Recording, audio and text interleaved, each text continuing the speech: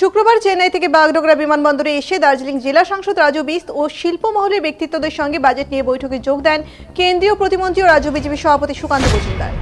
মাটিগাড়ায় সাংসদের বাসভবনে বৈঠকের উদ্দেশ্যে রওনা হওয়ার আগে বিমানবন্দরের সাংবাদিকদের মুখোমুখি হন তিনি। সেখানে মুখ্যমন্ত্রী মমতা বন্দ্যোপাধ্যায় ও তৃণমূল নেতা অভিষেক বন্দ্যোপাধ্যায়কে আক্রমণ করে সুকান্ত মজুমদার বলেন, ভোট আসার কারণে মুখ্যমন্ত্রী হিন্দিভাষী ভোটারদের তালিকা থেকে বাদ দেওয়ার চেষ্টা করছেন। বিশেষ করে শিলিগুড়ি, হুগলি, হাওড়া ও শ্রীরামপুরের নন বাঙালি হিন্দুদের নিশানা করা হচ্ছে। তিনি অভিযোগ করেন, তাদের বিহারি বা উত্তরপ্রদেশের তকমা দিয়ে ভোটার তালিকা থেকে নাম কেটে দেওয়ার ষড়যন্ত্র চলছে। তাই তিনি সাধারণ মানুষের প্রতি আহ্বান জানান, ভোটার তালিকা সংশোধনের সময় প্রত্যেকে যেন নিশ্চিত করেন যে তাদের নাম তালিকায় রয়েছে।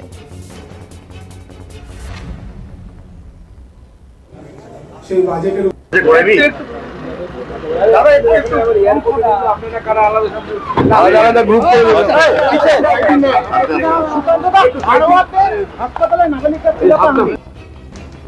এরপরে এই ধরনের ঘটনা ঘটছে। কোথাও দেখা যাচ্ছে যে কোনো একজন মহিলা তিনি রাস্তা দিয়ে যাচ্ছেন, তাকে ইপটিজিং করে পিছনে ধাওয়া করা হচ্ছে, তিনি মারা যাচ্ছেন। কোথাও দেখা যাচ্ছে যে সল্টলেকে মহিলার গলায় চাকু চালিয়ে দেওয়া হচ্ছে। উত্তরবঙ্গে দেখা গেল মহিলাকে নগ্ন করে ঘোরানো হলো, মুসলিম মহিলাকে। আজকে হারোয়াতে ঘটেছে। মুখ্যমন্ত্রী রাজত্বে মহিলারা সুরক্ষিত নয়, এটা হচ্ছে মোদ্দা কথা। বিভিন্ন জায়গায় এরকম বিভিন্ন ঘটনা আগামী দিনেও আরো আসবে।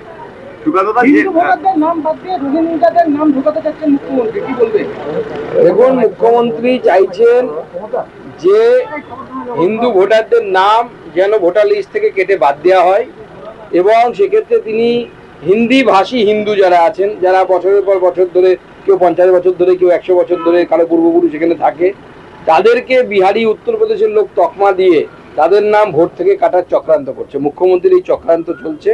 মাননীয় মুখ্যমন্ত্রী জেনে গেছেন যে যদি উনি এই নামগুলো কাটতে না পারেন ভোটার লিস্ট থেকে, তাহলে পরে আগামী দিনে তাকে ভোটে জিতে আর মুখ্যমন্ত্রী হওয়া হচ্ছে না। সেই জন্য উনি চেষ্টা করছেন।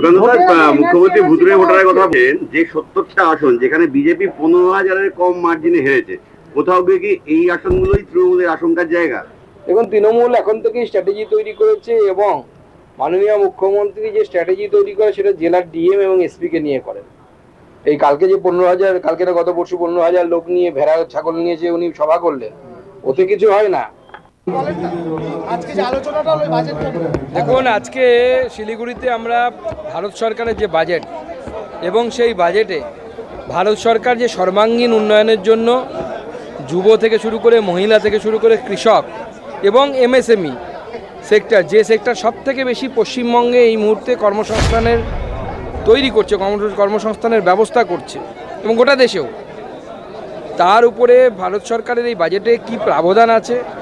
মধ্যবিত্তের জন্য ট্যাক্স ছাড়, শিক্ষাক্ষেত্রের জন্য এআই সেন্টার থেকে শুরু করে অটল টিঙ্কারিং ল্যাব 50,000 তৈরি করা, এবং ব্রডব্যান্ডের মাধ্যমে স্কুলগুলোকে জোরে, সমস্ত বিষয় আজকে আলোচনা হয়েছে। এবং বিশেষ করে যে মিথ্যে অভিযোগ করা হয় যে বাংলাকে নাকি বঞ্চনা করা হয়েছে। আমি ট্যাক্স ডিভলিউশন কত হয়, ইউপিএ আমলে কত বাংলা টাকা পেত, কেন্দ্র সরকার বর্তমানে মোদিজি সরকারের আমলে কত গুণ, কোনোটাতে 200%, 291%, একটাতে 303% বৃদ্ধি হয়েছে, অর্থাৎ আগের তুলনায় এত বেশি টাকা আমরা দিচ্ছি।